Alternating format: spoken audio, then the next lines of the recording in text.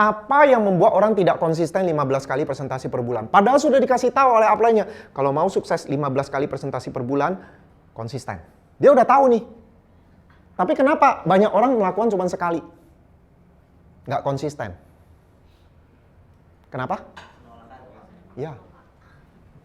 Karena ini penolakan.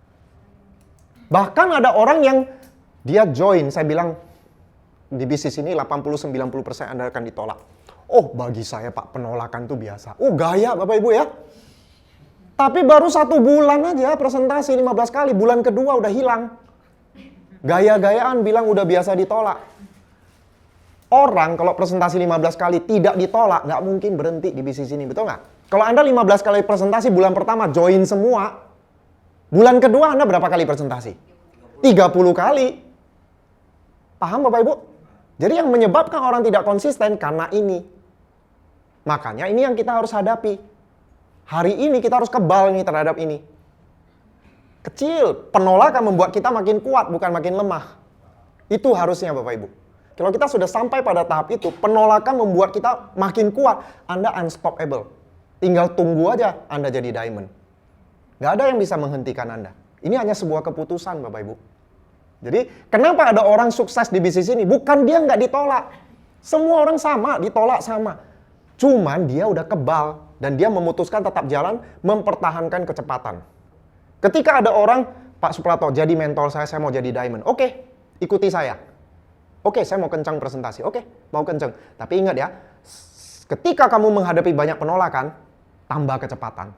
Bukannya kurangi presentasi, tambah presentasi. Itu yang saya katakan. Karena hanya itu yang bisa bikin dia selamat. Oke? Dan yang terjadi adalah ketika banyak orang ditolak, dia akan ngerem. Jadi kita nggak boleh takut. 80-90% menolak. Udah pasti, 80-90% orang menolak. Ingat Bapak Ibu, SW4 dalam bahasa Inggris. Ini buku Jack Canfield, The Success Principle. SW4. Kalau Anda menghadapi penolakan, entah Anda jadi seorang salesman, entah di dunia asuransi, atau di dunia MLM. Anda presentasi, ada hukum yang namanya SW4. SW yang pertama, some will, beberapa akan join. Some won't, beberapa tidak akan join. So what? So what ini terjemahannya apa sih? Jadi kenapa ya? Emang gue pikirin gitu kan? Ya udah biarin. Some will, some won't, so what? Jangan berhenti. Beberapa join, beberapa tidak. Yang tidak itu berapa persen? 80-90%. Kita udah dikasih tahu. So what? Jalan terus. SW yang keempat apa? Someone waiting. Kalau Anda nggak berhenti, orang yang tepat Anda akan sponsori. Kalau Anda berhenti, selesai. MLM itu bisnisnya luar biasa Bapak Ibu. Beda dengan kerja di kantor. Kalau kerja di kantor, Anda gagal, makanya dipecat. Betul nggak? Anda gagal dan harus berhenti. Di MLM, selama nggak berhenti, nggak akan gagal. Kalau Anda berhenti, baru gagal. Paham? Di MLM nggak ada yang pecat Anda yang pecat diri sendiri. Selama Anda walaupun gagal, walaupun ditolak sampai ratusan orang, selama Anda nggak berhenti, Anda tidak gagal. Jadi di MLM siapapun bisa berhasil asal tidak berhenti. Di kantor beda, Anda gagal, berhenti. Di sini, selama Anda nggak berhenti, Anda nggak gagal. Oke, jadi yang kita perlu lakukan di MLM, bagaimana supaya tidak berhenti, tapi terus tambah kecepatan. Itu saja. Makin ditolak, makin menjadi-jadi. Itu aja. Makin ditolak, presentasi makin banyak. Itu goal kita di sesi ini ya. Jadi bagaimana Anda ditolak, seolah-olah Anda menantang nih, siapa berani nolak saya. Ditolak 1 orang, presentasi tambah 2. Gitu ya.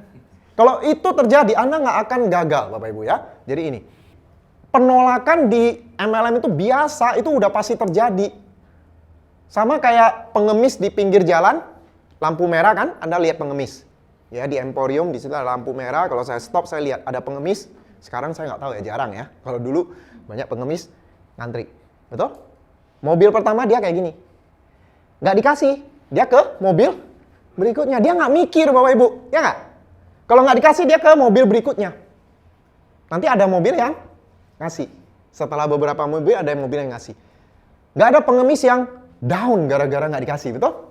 Lalu besok memutuskan tidak jadi pengemis gara-gara ditolak 5 orang. Ya, nggak ada.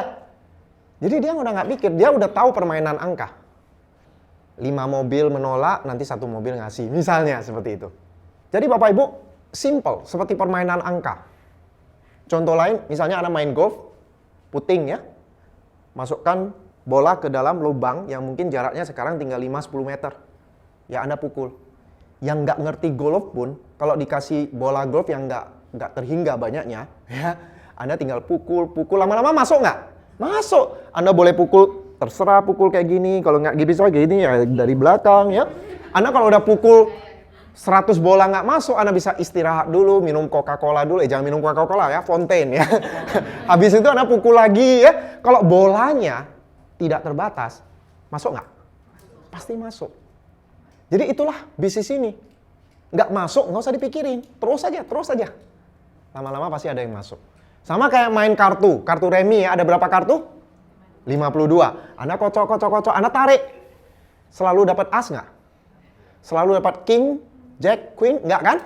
Bisa jadi Anda tarik angka 3, angka 6, angka 9 ya. Itu orang-orang yang menolak. King, queen, jack, join. Angka as, itu yang aktif. Ya Anda tarik, nggak selalu muncul kartu as. Tapi selama Anda tidak berhenti menarik, muncul nggak kartu as? Pasti muncul. Main dadu Bapak Ibu. Ada berapa muka dadu? 6. Anda lempar dadu, apakah selalu pasti muncul angka 6? Enggak. Peluangnya 1/6. Hampir sama dengan bisnis ini. Kira-kira 1/6 lah yang join. 1/5, 1/6, atau 1/7 yang join. Oke, ini semua ada angkanya. Nah, Anda lempar dadu, Bapak Ibu, ini ada teori probabilitas. Teori peluang ya. Anda kalau lempar dadu, peluang muncul angka 6, Anda kira-kira harus lempar berapa kali? 6 kali. Karena peluang muncul angka 6 adalah 1/6, betul nggak? Jadi Anda lempar 6 kali, harusnya muncul 1 kali angka 6. Tapi nggak selalu, bisa jadi 6 kali belum muncul kan? Tapi kalau Anda lempar yang ke-7 kali, peluang lebih besar. Makin Anda lempar, misalnya Anda lempar 20 kali, belum muncul angka 6. Lemparan ke-21, peluang lebih besar. Betul nggak? Jadi makin lama peluangnya makin besar. Jadi kalau Anda jalankan bisnis ini, Anda sudah ditolak banyak orang, ingat loh. Kalau Anda lanjutkan 1 presentasi lagi, kemungkinan orang join lebih besar. Itu teori peluang. Makanya Bapak Ibu dulu saya merasa tertantang. Setiap saya ditolak orang, saya bilang berarti berikutnya join nih. Ditolak juga. Wih, berikutnya nih join. Saya pernah, kalau Anda baca buku saya berapa kali? Rekor saya 23 kali berturut-turut ditolak. One on one. 23 kali. 24 kali baru join. Jadi setiap ditolak saya selalu tertantang. Next pasti join. Berarti berikutnya nih join. Belum juga.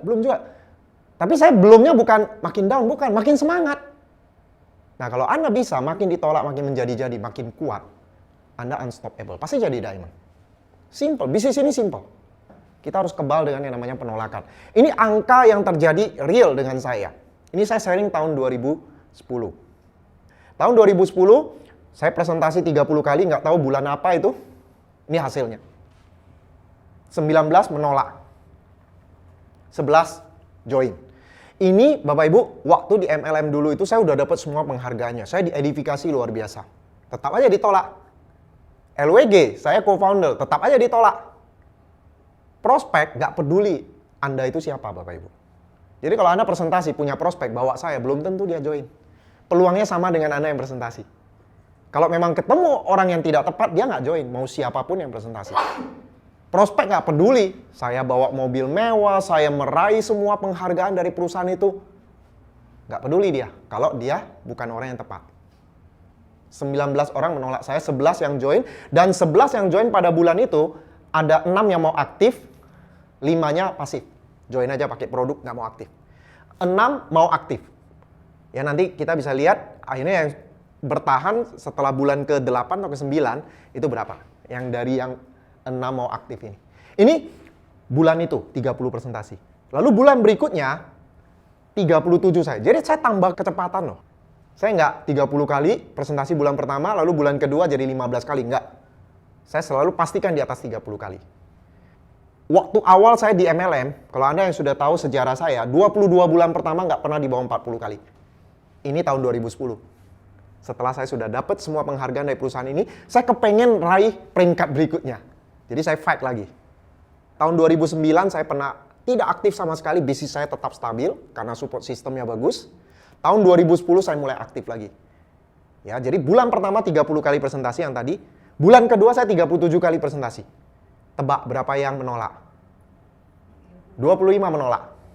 12 join, 5 mau aktif, 7 pasif. Ini angka semua, angka. Nah, sekarang saya kasih lihat semuanya ya. Ini tadi bulannya 30 tadi ya. 37, saya tambah kecepatan loh. 42, 39, 31, 33, 36. Anda lihat ini real. Saya orangnya melankolis, makanya saya catat semua. Saya sengaja bikin ini untuk topik yang namanya permainan angka. Jadi dari data-data yang real. Waktu itu yang join 11, ini yang mau aktif. Yang leader ini yang bertahan pada bulan keberapa? 1, 2, 3, 4, 5, 6, 7. Di bulan ke-8 saya sharing topik ini. Inilah leader yang masih bertahan dari 6 orang yang mau aktif ini. Oke? Ini saya jumlahkan semua, 248 presentasi, 75 join, 36 mau aktif yang bertahan 8. Kalau dibuat statistiknya, persentase yang join 30%. Dari 30% itu ada setengahnya, 48% mau aktif. Dan yang bertahan Pareto, 22%. Pareto, hukum Pareto. Ini semua hanya angka. Tapi Anda jangan menarik kesimpulan dari apa? 10 presentasi. Pak Suprato bilang 80-90% menolak. Berarti kalau 10 presentasi harusnya ada 1 yang join. Saya udah 10 presentasi nggak ada yang join. Angka ini tidak bekerja. Ya, terlalu ambil kesimpulan dari angka yang terlalu sedikit. Oke? Bisa juga Helmi bilang, Pak Suprato bilang, 10%, 20% join. Saya udah 100 kali presentasi nggak ada yang join. Ini pembohong ini ya. Coba kalau Helmi berhenti. Nggak jadi berangkat ke Shanghai dia kan. Tapi Helmi tetap bertahan. 100 presentasi ditolak, dia tetap jalan. Belajar. Akhirnya ada yang join. Lolos ke Shanghai Helmi. Ya kan? Makanya dari awal saya bilang 1000 presentasi. Jangan cuma 10, 20, 100, 1000 presentasi. Di pikiran kita itu jangka panjang. Oh, saya mau jadi diamond kok. Saya bukan hanya mau dapat 5 juta, 10 juta jalan-jalan sekali. Bukan itu. Saya jalankan LWG karena saya pengen jadi diamond. Saya pengen punya lifestyle seorang diamond. Oleh sebab itu saya harus berapa presentasi?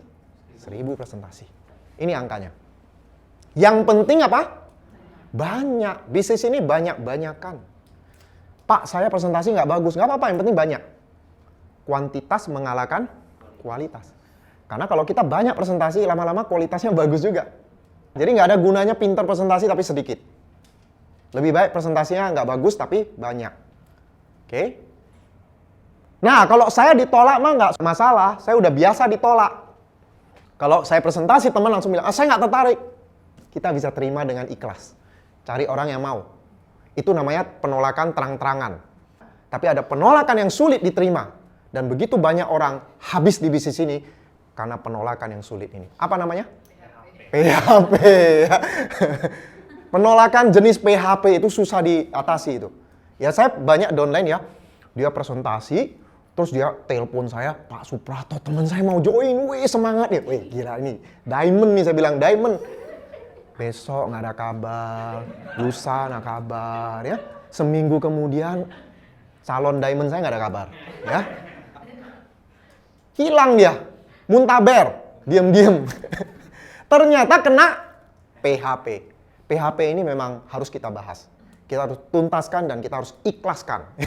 Ini PHP ini berat memang, kita dikasih pengharapan ya. Jadi kalau kita ditolak, ibaratnya ini loh ya udah jatuh gitu kan. Tapi kalau PHP itu diangkat dulu kan, wah remuk kita ya. Itu PHP ya. Kita dijatuhkan dari tempat yang tinggi. Ini saya baru aja di PHP kemarin itu ya. Teman saya bilang, ini ibu ini ya, ligat sekali, dia properti apa-apa. Saya bela-belain, datang sampai ke Serpong, saya presentasi dia dan saya bilang, kamu udah bilang ini MLM? Bukan, belum bilang. Ya saya cuma bilang produk dari Korea. Saya ketemu ibu ini, saya presentasi, dia bilang, Pak ini MLM ya? Iya MLM. Wah MLM saya suka. Waduh saya tenang langsung kan. Terus saya presentasi semua, habis itu dia bilang, terus saya promosi OPP. Ya Pak, saya mau datang ke OPP. Terus saya mau closing saat itu juga kan, karena 3 hari lagi OPP kan. Saya mau closing saat itu, Pak, enggak Pak, biasanya saya ambil keputusan setelah saya datang ke OPP. Ya, saya datang ke OPP. Iya, saya pinjemin buku, majalah, CD kan, follow up terus. Hari besok saya juga, besok kontak dia bersama dengan prospek, ya mau datang ke OPP. Sampai siangnya masih kontak, ya ke OPP. Nyampe di KPP saya sama prospek berdiri nunggu ya udah jam 7:30 mau mulai ya. Kontak. Ada di Tebet, gak jadi datang. Malam kita kontak, gak ngangkat telepon. Besok di kontak. Aduh Pak, sibuk sampai sekarang. Kemarin saya kontak, saya mau ambil majalah saya mau ambil CD saya, dia bilang Pak saya lagi di Singapura. Ya Bu, nggak apa-apa Bu, Ibu nggak join nggak apa-apa, saya mau ambil majalah saya mau ambil CD saya. Oh iya Pak, sorry Pak, nanti Imlek, habis Imlek Pak. Oke, saya ambil majalah, ya kan? Sayang majalah 1 set, ya, yang lama yang baru, katalog produk 2 CD. Berapa itu? Ya, mau saya ambil lagi ya. PHP kurang asem dia. Jadi, co-founder juga ngalamin Bapak Ibu ya. Itu udah biasa. Saya sakit nggak? Enggak. Lucu-lucuan aja. Jadi Anda harus mengenali jenis penolakan seperti ini. Makanya Bapak Ibu kalau di PHP santai aja. Saya udah tahu ya mungkin ini bisa PHP, makanya saya mau coba closing ya. Setelah saya coba nggak bisa juga. Jadi Anda jangan keburu senang dulu ya. Jangan mau ditarik ke atas. Nanti remuk Anda. Santai aja. Udah transfer dulu ya kan, baru join ya, baru ini oke ya. Jadi kebal dengan PHP, jangan mau di PHP, santai, cool gitu kan. Jadi saya juga sekarang kalau ketemu orang yang, Pak, ini saya mau serius, saya mau ini. Ntar dulu, lihat dulu ntar ya. Kuda yang bagus baru ketahuan setelah lari jarak jauh ya kan. Ini belum apa-apa ya, lihat dulu deh, waktu yang akan membuktikan ya. Roller coaster bisnis ini kan, naik turun. Nggak masalah, Anda senang, di OPP dia nggak muncul. Ada orang yang, mau jadi diamond, hilang, tenang, udah biasa. Naik turun, kuncinya ketika Anda berada di bawah, Anda bisa tetap semangat nggak? Penulis buku terkenal Steve Kera, dia mengatakan kalimat yang saya suka. Seorang pemenang bersedia kerja ekstra di saat sulit. Ketika Anda berada di bawah, bagaimana sikap Anda? Bagaimana semangat Anda? Kalau kita semangat di saat lagi oke bisnis kita, nenek-nenek juga bisa. Ya kan? Mohon maaf kalau yang sudah nenek-nenek ya. Oke? Anak kecil juga bisa kalau kita disuruh semangat pada saat bisnis kita oke kan? Tapi ketika bisnis Anda lagi tidak oke, ketika Anda menerima penolakan PHP terus berturut-turut selama 1 bulan full, misalnya, Anda bisa tetap semangat nggak? Kerja keras di bisnis LWG itu adalah mempertahankan semangat di saat sulit. Bukan kerja keras fisik. Kita presentasi 3 kali sehari, susah nggak? Capek nggak? Enggak sih, biasa-biasa aja kalau fisik. Kita nggak usah macul gitu 12 jam sehari, nggak seperti itu kerja kerasnya. Oke? Kita masih di mall, presentasi, kayak gitu-gitu aja kan? Tapi kerja keras yang sebenarnya di bisnis ini adalah ketika Anda lagi nggak bagus bisnisnya, Anda bisa nggak tetap mempertahankan semangat di saat bisnis Anda lagi nggak oke. Atasi rasa takut. Kadang-kadang ada orang yang udah presentasi, takut follow up. Presentasinya berani, hubungin kembali nggak berani. Atasi rasa takut itu. Jangan terlalu banyak bermain dengan pikiran Anda. Mikir yang enggak. Nanti saya dimarahin, nanti dia nggak join. Ya udah, nggak usah takut. Atasi aja, jalankan aja. Ingat, ketakutan kita seringkali tidak terjadi.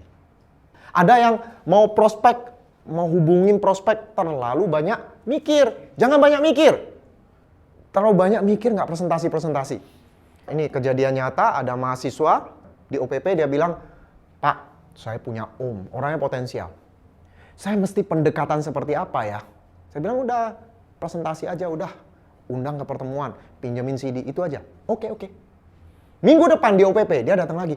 Pak Suprato, saya itu gimana ya caranya ngomongnya ya? Saya bilang, kamu belum presentasi? Belum. Udah, hajar aja. Semua sama kok, hajar, nanti undang ke pertemuan promosi ini nih. Oke. Minggu berikutnya lagi. Pak Suprato, om saya, kamu belum presentasi? Belum, gila, terlalu banyak mikir. 3 minggu mikirin gimana cara presentasi omnya. Saya bilang, presentasi belum tentu mau dia, saya bilang gitu. Jangan terlalu takut, jangan terlalu banyak mikir. Risiko terburuk Anda presentasi teman Anda apa? Ditolak, itu aja risiko terburuk. Takut diludahin, takut celana Anda melorot kalau presentasi. Resiko terburuk Anda ditolak, diejek, dimarahin, udah biarin, itu resiko terburuk. Tapi ada resiko yang lebih buruk lagi kalau Anda takut menghubungi teman Anda.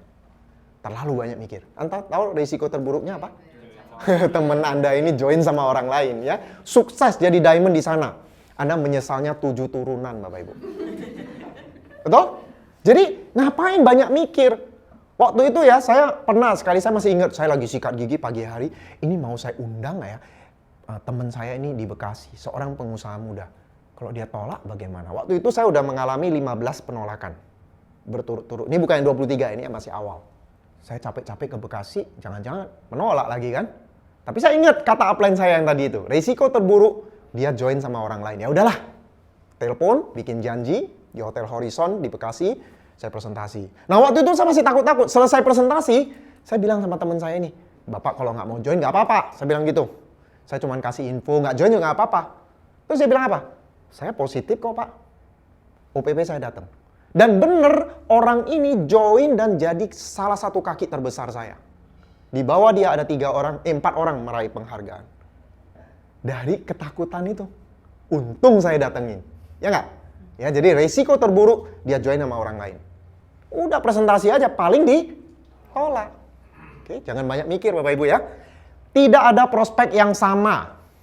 Kadang-kadang kita udah 10 orang nolak. Aduh, jangan-jangan teman saya yang lain juga nggak mau. Dipukul rata semua orang. Ingat, prospek itu unik. Tidak ada manusia satupun yang sama persis. 10 orang teman kita menolak. Yang ke-11 belum tentu. Bahkan udah 100 teman menolak kita, yang ke-101 belum tentu. Rasanya nggak mungkin deh 100 teman Anda ngomongin ke yang 101, nanti kalau si itu datang, kamu nolak ya? Nggak ada kayak gitu. Nggak ada konspirasi seperti itu. Jadi teman Anda unik, berbeda. Anda ditolak 100 orang, yang ke-101 belum tentu menolak Anda. Siapa tahu itu orang yang tepat. Ya? Jadi lanjutkan presentasi. Jangan berhenti. Etos kerja itu penting. Nah banyak sekali orang ya kena serangan penolakan, berhenti, hilang, muntaber gara-gara salah kerja. Salah kerja itu apa? Terlalu sedikit. Bayangkan Bapak Ibu ya, kalau Anda presentasi 10 kali per bulan, hanya 10 kali per bulan, bisa-bisa itu nggak ada yang join. Ya nggak? Bayangkan, 10 presentasi per bulan nggak ada yang join. Selama 1 bulan Anda mikirin 10 teman yang menolak Anda. Stres nggak? Stres kan? Bulan kedua masih mau presentasi nggak? Belum tentu. Bisa jadi udah berhenti. Bunuh diri udah kan? Minum kopi sianida ya. Nah, coba Anda 30 kali presentasi. Saya yakin sih ya, 30 presentasi pasti ada yang join. Kecuali ini. Helmi ya, manusia super konsisten ya. 30 presentasi saya yakin sih ada mungkin 3-6 orang join. Anda mikirin 6 orang yang join aja, udah nggak kepikir puluhan teman Anda yang menolak. Betul nggak?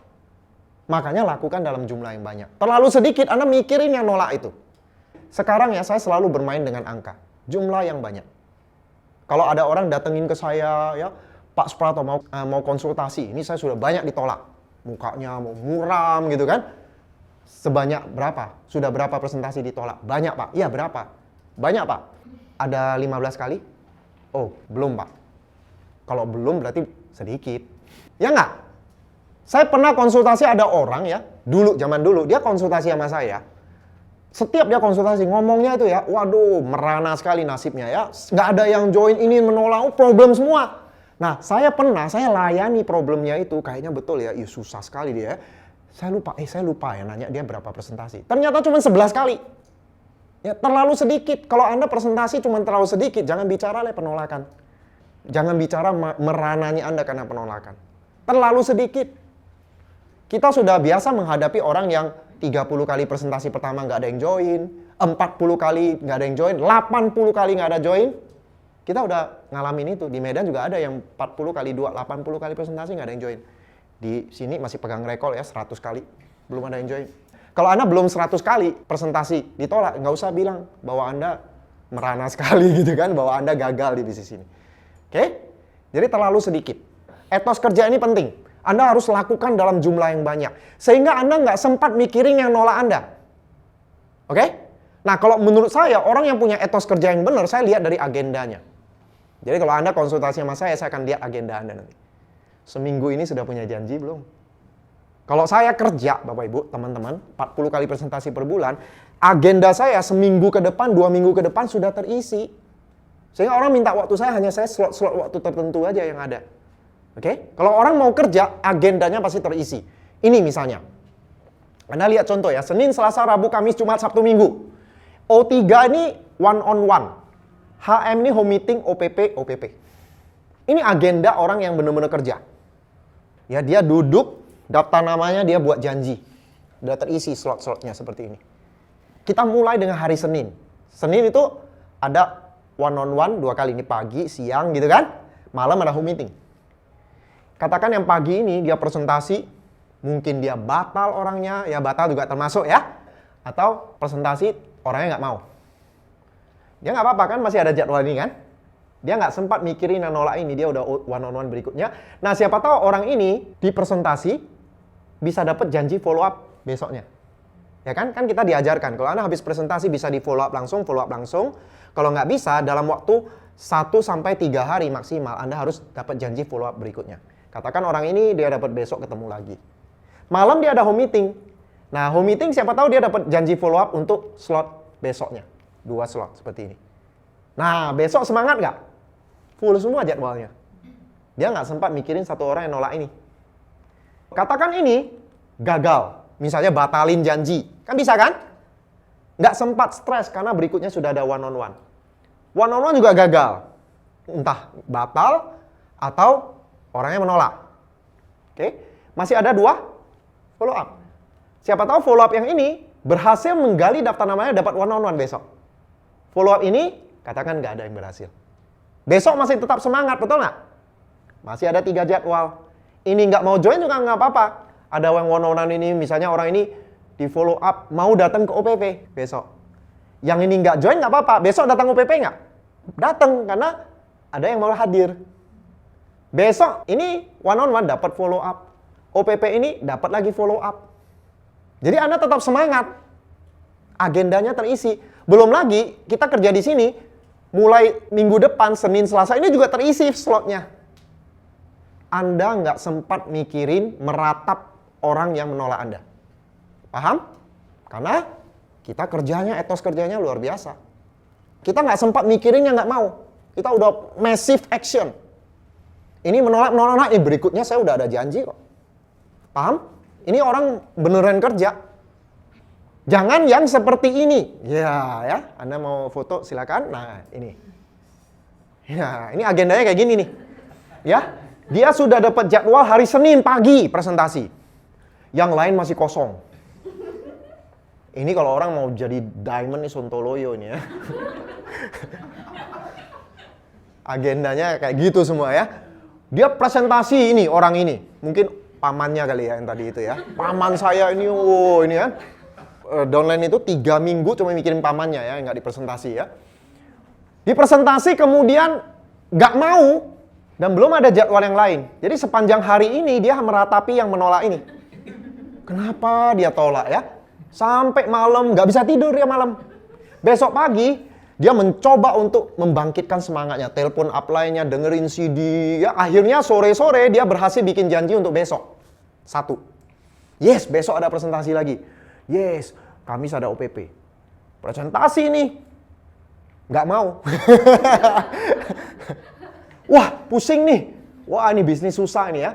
Besok pagi stres, ya mikirin 2 orang nih menolak nih. OPP datang nggak ya? Undanglah orang ke OPP. Nggak ada yang datang. Akhirnya dia ada OPP datang nggak? Nggak datang. Ya. Udah, habis ini udah stres. Bisa jadi muntaber udah. Kebanyakan orang kayak gini lah Bapak Ibu. Nah, makanya saya bilang kalau orang kerja beneran, pasti sukses. Asal beneran. Massive action. Nah, sekarang sikap apa yang kita miliki terhadap penolakan? Sikap-sikap apa sih? Kita harus tahu bahwa misi kita bukan supaya semua teman kita join. Bukan itu. Teman kita nggak mau semua juga nggak masalah. Kita masih bisa kenalan dengan orang lain. Jadi ya, kalau Anda baca buku GoPro, Eric Worre di buku itu mengatakan, seorang profesional tidak mengandalkan daftar nama yang dia kenal. Terlalu sedikit. Betul nggak? Jumlah orang di dunia ini begitu banyak, apalagi di Jakarta. Begitu banyak. Anda masuk ke mall, orang semua Bapak Ibu. Anda mau kenalan gampang sekali. Ya nggak? Daftar nama Anda nggak akan habis. Jadi kenapa kita hanya bergantung, impian kita, keinginan kita jadi diamond, bergantung pada orang-orang yang kita kenal. Betul nggak? Bukan supaya semua teman kita bergabung. Kita hanya cari orang yang mau kerjasama. Kalau bukan teman kita, orang lain. Bapak Ibu, kalau Anda rajin prospecting, kenalan sama orang, Anda akan kaget nanti bahwa orang-orang yang Anda tidak kenal, justru itulah diamond Anda. Nah, banyak sekali cerita tentang prospecting. Ada yang sampai, ya dia pindah ke satu kota, nggak ada orang. Tiap pagi, dia nggak kenal orang di kota baru itu. Dia tiap pagi lihat warung depan rame. Ini dia nongkrong di warung itu, kenalan sama orang. Dari orang di warung itu, dia dapat satu leadernya. Ya, yang tadinya nggak dikenal. Terus ada banyak cerita. Sista juga ada cerita ya, lagi fotokopi di prospek, orangnya join. Ya, lalu ada orang lagi di toilet, lagi buang air kecil, bioskop, ngobrol sama orang sebelahnya yang sama-sama pipis. Di prospek, jadi leadernya. Oke? Banyak kisah seperti itu. Saya juga pernah di bengkel mobil, kenalan sama orang, anak muda, saya undang ke tempat saya presentasi, dia bilang, wah ini saya udah pernah di presentasi, dulu saya nggak tertarik, sekarang kenapa ini menarik ya, join. Dan sempat lolos beberapa kualifikasi Bapak Ibu. Jadi Anda akan ketemu dengan orang-orang yang tepat kalau Anda nggak berhenti. Jadi kita hanya menemukan orang yang mau bekerja sama. We are looking for someone who are looking. Kalau orangnya lagi nyaman hidupnya, Anda bawa Pak Leo, Anda bawa Pak Sadra, Anda bawa saya, belum tentu join. Oke? Tapi kalau Anda ketemu orang yang tepat, Anda yang presentasi, salah-salah pun dia join. Kelolalah rasio dan emosi ketika Anda presentasi. Maksud saya begini, Anda presentasi tentu saja harus semangat. Ya nggak? Harus semangat, presentasi dari hati, benar-benar harus tunjukkan passion Anda. Pakai perasaan, ya kan? Tapi menerima hasilnya jangan pakai perasaan. Gak kuat kita, betul nggak? Ya, hancur berkeping-keping hati kita kalau kita pakai perasaan menerima hasil presentasi. Teman dekat Anda menolak Anda nggak kuat. Anda akan mikirin terus, salah saya apa gitu kan? Anda pikir kayak gitu kan? Anda nggak salah, bisnisnya juga nggak salah, teman Anda juga nggak salah. Hak dia untuk memilih, betul nggak? Sama seperti Anda kuliah di jurusan kedokteran misalnya, apakah Anda berharap semua orang mau kuliah di kedokteran? Enggak kan? Semua orang punya pilihan. Ada yang senang ekonomi, ada yang senang teknik, ya kan? Ekonomi pun ada dua, ada manajemen, ada akunting kan? Semua orang bebas memilih. Sama seperti bisnis ini. Tidak semua orang mau. Kita hanya nyari orang yang mau. Sama seperti Anda kuliah di kedokteran, karena teman Anda mayoritas di ekonomi, Anda berpikir kedokteran jelek? Enggak kan? Tetap aja ada yang mau. Anda cari orang yang mau. Pakai rasio, logika, menerima hasil bahwa ini permainan angka, statistik. 80-90% menolak. Jadi kalau Anda presentasi, 30 orang masih belum mau, nggak apa-apa. Jangan kehilangan keyakinan. Banyak orang, Bapak Ibu, begitu dia semangat dengan bisnis ini, dia presentasi, ditolak 5 orang, 10 orang, keyakinannya menurun. Dia ragu dengan bisnisnya, dia bilang, jangan-jangan saya salah lihat ya, jangan-jangan bisnis ini jelek, ya kan? Atau menyalahkan diri sendiri. Wah, jangan-jangan saya nggak bakat di bisnis ini. Takdir saya bukan di bisnis ini, jangan-jangan. Ragu terhadap dirinya. Ragu terhadap bisnis ini. Padahal bukan salah bisnis ini, bukan salah dirinya. Dia pikir dia yang ditolak. Semua orang ngalamin hal seperti itu. Jadi kalau Anda ditolak, apakah Anda sudah 100 kali ditolak? 100 kali ditolak pun masih belum gagal. Karena untuk jadi diamond berapa presentasi? 1000, masih ada 900 presentasi lagi.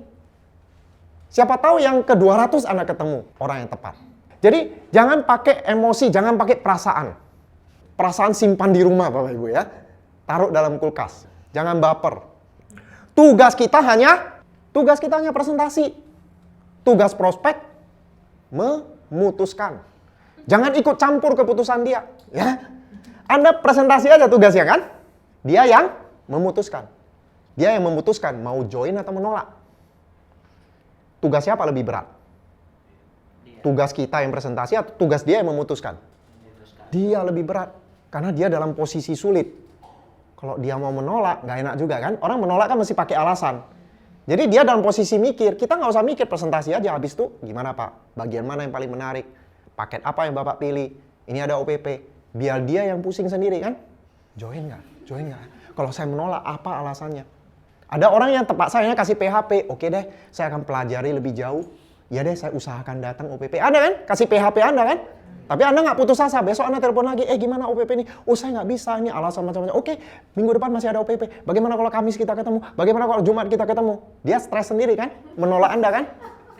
Kalau dia menolak, Anda telepon, WhatsApp. Masuk nggak? Masuk. Sampai ganti nomor, ya kan? Jadi tugas kita di bisnis ini hanya presentasi. Kita yang ditolak. Yang menolak lebih susah. Mereka harus mikir. Kita di sini nggak perlu mikir. Tugas kita hanya presentasi. Jadi presentasi aja. Jangan stres. Jangan biarkan diri Anda stres karena jalankan bisnis ini. Saya baca buku Mark Yarnell, tahun pertama di network marketing. Di buku itu ada satu kalimat yang membantu saya mengatasi stres di bisnis ini. Karena ditolak orang, enaknya jangan stres, gampang. Tapi begitu kita ngalami, nggak segampang itu. Ya kan? Kepikiran downline yang menolak, kepikiran prospek yang menolak, kepikiran downline yang hilang.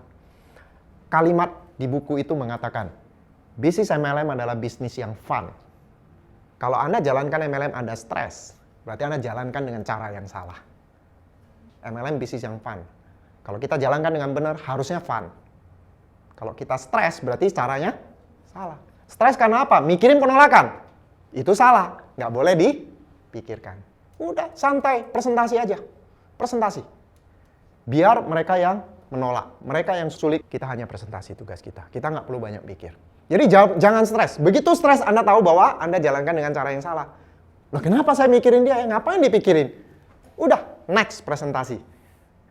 Orang nggak mau, next. Jangan pikirin yang menolak Anda. Antisipasi penolakan. Anda tahu petinju ya? Sebelum dia naik ring bertinju, petinju biasanya berdoa, ya nggak? Ya, dia ke sudut di ruang persiapan dia ya, setelah disarungin, dia pemanasan sedikit, biasanya berdoa. Anda tahu doa seorang petinju apa? Tuhan, hari ini saya naik ring. Saya berdoa, lindungi saya sehingga saya tidak kena pukul. Pukulan apapun nggak akan kena. Tapi saya satu kali pukul, lawan jatuh. Kalau Tuhan dengar doa petinju seperti itu, kira-kira tanggapan Tuhan apa? Salah doanya, ya nggak? Petinju itu dibayar untuk dipukul, ya nggak? Harusnya doanya apa? Tuhan, di ring tinju nanti, beri saya kekuatan. Sehingga saya ditinju berkali-kali, saya tetap kuat. Bertahan, tidak jatuh. Dan saya bisa melayangkan pukulan balasan. Dan bantu saya, supaya saya tetap bertahan, tidak KO gara-gara dipukul. Dan saya bisa memukul orang tersebut dan mengalahkan orang itu. Itu baru doa yang benar. Mana ada petinju yang berdoa supaya tidak kena pukul? Petinju dibayar untuk dipukul. Anda berdoa juga jangan berdoa, Tuhan, hari ini saya mau presentasi 3 orang. Semoga 3-3-nya join, gak ada yang menolak saya. Nggak bisa seperti itu. Kita berdoa minta kekuatan. Supaya kalau menghadapi penolakan tetap semangat itu. Karena penolakan itu harus. Kalau kita berdoa supaya tidak ditolak, itu kita melangkahi kodrat bisnis ini. Kita kayak melawan hukum alam. Hukum gravitasi, kalau Anda loncat ke bawah, Anda jatuh karena hukum gravitasi. Anda kalau mau melawan, saya nggak percaya. Pokoknya saya yakin nggak ada gaya gravitasi. Anda loncat, tidak ada gaya gravitasi. Apa yang terjadi? Ya, Anda nggak bisa lawan. Anda nggak bisa lawan. Keyakinan Anda sehebat apapun, hukum gravitasi tidak bisa dilawan karena itu hukum pasti, kodrat. MLM kodratnya apa? Ditolak. Banyak ditolak. Anda nggak bisa lawan. Anda cuma bisa minta kekuatan, meskipun menghadapi banyak penolakan tetap apa? Semangat. Tidak berhenti sampai Anda ketemu orang yang tepat. Itu baru doa yang benar. Jadi Anda sudah antisipasi dan sudah siap dengan penolakan. Nah, ini sikap yang perlu Anda miliki. Misalnya Anda punya toples besar, toples kecil. Dan Anda diberikan kelereng yang jumlahnya tidak terbatas. Nah, sekarang aturan permainannya begini. Ketika Anda presentasi, orang tolak, taruh di toples besar. Ya, jadi setiap Anda presentasi, kalau orang menolak, berarti Anda taruh satu kelereng ke toples besar. Kalau orang join, taruh satu kelereng ke toples kecil. Nah, aturannya begini. Anda baru bisa jadi diamond, Anda baru bisa sukses kalau kedua toples sama-sama penuh. Kedua toples sama-sama penuh. Toples besar yang berisi penolakan maupun toples kecil yang berisi orang join. Ini sama-sama penuh. Anda nggak bisa berdoa atau berharap hanya ini yang penuh, tapi ininya separuh penuh. Nggak bisa. Sukses kalau dua-duanya sama-sama penuh. Berarti penolakan itu harus ada nggak? Harus ada dalam jumlah yang banyak. Kalau orang-orangnya jadi diamond, dikumpulkan semua, dibuat statistik 1000 presentasinya, maka 800 penolakan yang dia dapat. Oke? Nggak ada orang yang jadi diamond, 1000 presentasi, penolakannya cuma 200. Nggak ada, itu menyalahi kodrat. Oke? Mau siapapun dia. Mau Pak Leo, mau saya, mau Sadra, mau siapapun juga. Orang paling hebat sekalipun, kodratnya yaitu 80% penolakan. Jadi, toples besar harus penuh. Berarti penolakan itu perlu. Kumpulkanlah penolakan. Kalau tadi saya bilang 1000 presentasi jadi diamond, sekarang coba kumpulkan 1000 penolakan. Anda pasti jadi diamond. Nah, sekarang kita nilai ya. Setiap penolakan itu nilainya berapa? Kalau Anda jadi diamond berapa? 20 miliar, betul nggak? 20 miliar aset dibagi 1000. Berarti setiap penolakan berapa? 20 juta. Sekarang mindset Anda, setiap teman Anda menolak, mindset Anda apa? Saya mengumpulkan aset 20 juta. Begitu 1000 presentasi ini 20M. Saya dapat 100 juta tiap bulan. Ya, itu mindset kita. Jadi kalau teman Anda menolak, Anda kasih salam. Thank you bro. Bro sudah kasih aset saya 20 juta. Hah, kok bisa begitu? Mau tahu? OPP hari Kamis. Ya. Jadi tetap semangat meskipun ditolak. Dan satu lagi, teman Anda nggak selamanya menolak Anda. Jadi setiap Anda ditolak, pikiran Anda adalah tidak selamanya dia menolak Anda. Selama pengalaman saya belasan tahun di MLM, ada teman yang 1 tahun kemudian join, 2 tahun kemudian join, ada yang 7 tahun kemudian join. Teman SMA saya 7 tahun kemudian, dia lihat saya jalan-jalan ke luar negeri, dia tanya saya. Padahal saya di awal-awal saya udah presentasi dia bilang mau join, mau datang ke OPP, nggak datang. 7 tahun kemudian, saya nggak sempat follow up dia. 7 tahun kemudian dia tanya, kamu jalan-jalan ke luar negeri ini dari MLM-mu ya? Iya. Dari MLM itu semua? Iya. Selain MLM kamu jalani apa? Enggak, cuma MLM. Jadi itu semua dari MLM? Iya. Terus dia bilang, sayang ya dulu saya nggak join. 7 tahun kemudian. Jadi teman Anda menolak Anda, jangan dimusuhi. Tetap semangat, ingat 20 juta. Salamin dia, bersahabat dengan dia, kapan ada waktu ngopi, ketemu, minum kopi sama-sama. Suatu saat mereka akan berubah. Saat ini mungkin masih nyaman, orang lagi dipromosi, orang lagi fokus di bisnis baru, Anda tawarin dia nggak akan mau. Tapi keadaan orang kan bisa berubah. 3 bulan lagi, 6 bulan lagi, Anda kontak, ajak dia ketemu. Kondisi dia berubah, dia bisa join sama Anda. Kalau Anda tetap bersahabat dengan dia, jangan dimusuhi. Dan jangan merasa ditolak. Oke, berarti kamu belum siap saat ini. Next. Mungkin 3 bulan lagi, 6 bulan lagi, 1 tahun lagi, kamu akan join. Pokoknya prinsipnya gini, sukses atau belajar, bukan sukses atau gagal. Nggak ada yang gagal. Anda ditolak orang, Anda tetap belajar. Banyak hal yang Anda bisa belajar. Mungkin penolakan itu membuat Anda lebih rendah hati. Bayangkan kalau nggak ditolak, Anda mungkin jadi sombong, arogan. Penolakan itu membuat Anda lebih sabar, lebih rendah hati, lebih tangguh mentalnya. Banyak yang kita bisa pelajari dari kegagalan kita. Penolakan-penolakan dan kegagalan di bisnis ini membuat kita belajar sesuatu ya. Segala sesuatu yang berharga butuh waktu. Ingat itu teman-teman. Kalau Anda baca buku GoPro, Eric Worre di bagian belakang dia tulis ini. Segala sesuatu yang bagus, yang berharga itu butuh waktu. Kadang-kadang orang bisnis konvensional ya, keluarkan modal ratusan juta, miliaran ya. Mereka punya sikap mental, oke, ini tahun pertama mungkin saya kembali modal. Atau beberapa tahun, 5 tahun saya harus terus investasi. Setelah 5 tahun akan kembali modal dan saya mulai untung. Itu bisnis konvensional, betul nggak? Orang siap investasi dan orang siap waktunya bertahun-tahun untuk kembali modal. Ya.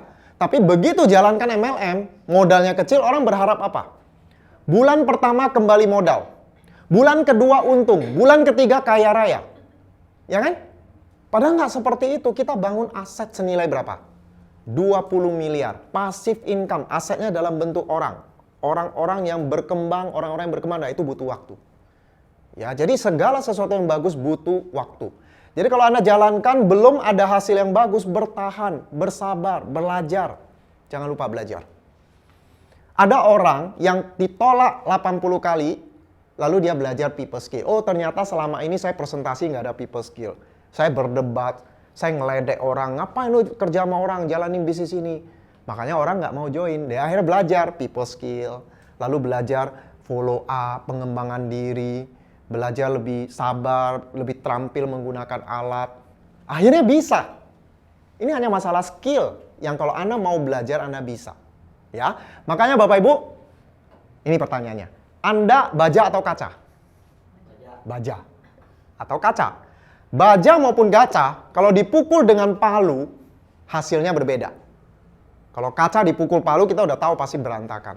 Tapi kalau baja dipukul dengan palu makin kuat, betul nggak? Makanya pandai besi itu mukul terus kan? Mukul terus besi atau baja. Karena besi makin dipukul makin kuat. Pukulan martir nggak bisa kita cegah. Di bisnis MLM pasti ada penolakan, pasti ada hambatan, pasti ada pukulan. Pertanyaannya, kita baja atau kaca? Kalau kita baja, makin ditolak makin kuat. Kenapa bisa seperti itu? Makin ditolak makin kuat. Kenapa?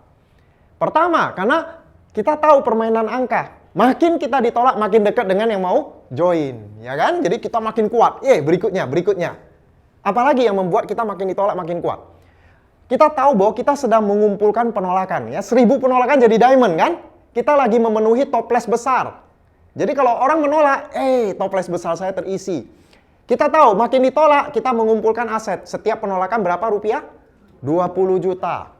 Lalu apalagi? Ini kesempatan untuk membuktikan diri. Mungkin di salah satu penolakan, teman Anda mengejek Anda. Anda jadi merasa tertantang. Saya pernah ngalamin itu, Bapak Ibu. Mengapa saya katakan kalau saya ditolak, saya makin menjadi-jadi. Pernah, saya masih ingat, masih segar dalam ingatan saya. Malam hari, jam 11 malam, saya habis ditolak di Muara Karang. Bukan tolak biasa, tapi dia sedikit meledek. Dia nggak percaya saya bisa sukses di bisnis MLM. Saya panas sekali, tertantang. Wah, ini masalah harga diri ini kan. Jadi saya waktu pulang, saya masih ingat di depan Emporium. Waktu itu masih belum Emporium, jam 11 malam. Sampai panasnya ya. Saya sampai teriak di dalam mobil. Tidak ada orang yang bisa menghentikan saya di bisnis ini. Di bisnis ini saya harus berhasil. Saya sampai ngomong seperti itu di mobil. Makin tertantang. Jadi orang menolak saya, dia nggak percaya sama saya akan buktikan diri saya berhasil. Bukan kamu yang benar, saya yang benar. Bila perlu masukkan fotonya ke Dreambook kita. Ya, sehingga kita begitu lihat fotonya, masalah harga diri aja ya, dia yang benar atau saya yang benar. Kalau saya mau berhenti, lihat fotonya. Masa sih dia nanti ketawa makin keras ya? Nggak boleh, bertahan. Ya, jadi makin ditolak makin menjadi-jadi ya. Kesempatan membuktikan diri, tertantang gitu. Belajar ketangguhan mental. Dan jam terbang bertambah. Anda kalau ditolak belajar. Apa yang Anda pelajari dari penolakan itu? Saya juga Bapak Ibu, kadang-kadang kita buat kesalahan. Saya juga berkali-kali Bapak Ibu sampai sekarang ketika pulang follow up. Iya, tadi saya kebanyakan ngomong ya. Kenapa saya terlalu banyak ngomong? Harusnya saya banyak bertanya ya. Dan ada kalanya kita overtalk. Udah mau di closing, terlalu banyak ngomong nggak jadi closing. Jadi seorang network marketer harus tahu kapan berhenti bicara.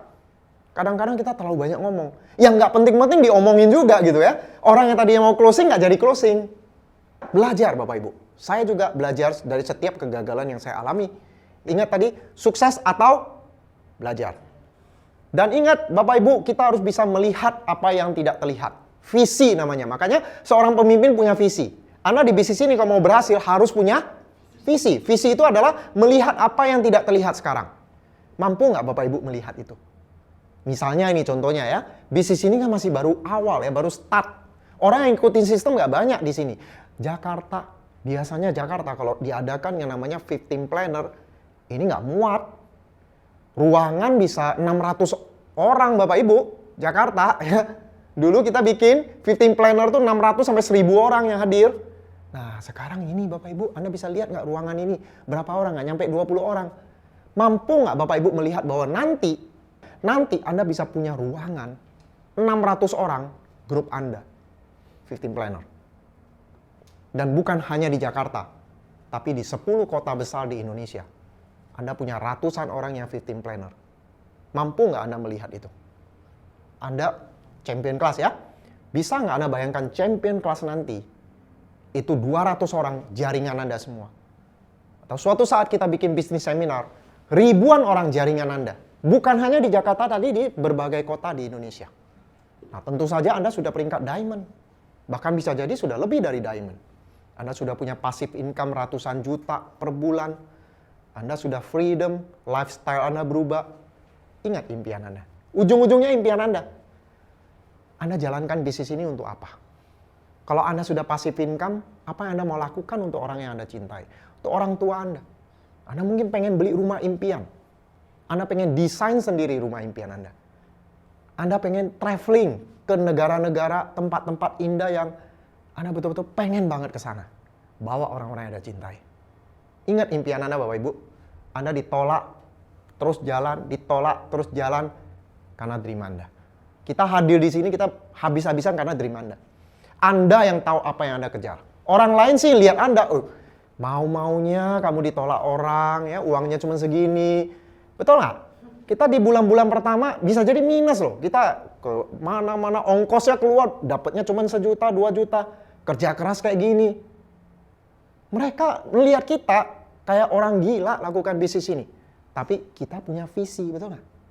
Kita yakin bahwa kalau kita jadi diamond, mereka baru bisa lihat. Ya, tapi Anda sudah lihat sekarang. Oke Bapak Ibu? Jadi ingat impian Anda. Anda harus punya visi. Jalankan bisnis ini, rela untuk menderita. Sakit-sakit dahulu, ditolak banyak orang, senang-senang kemudian.